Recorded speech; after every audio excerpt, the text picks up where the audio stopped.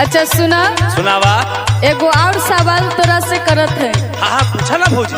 अगर इस सवाल के जवाब तू दे देब तो हम जाने कि तू बहुत पढ़ल लिखल है। देबू का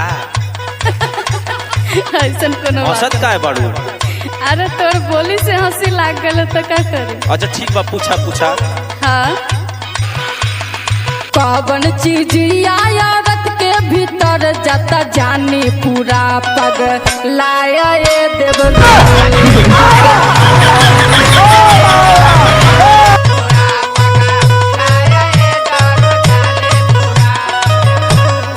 ए भौजी। हाँ बोला ना देवर जी।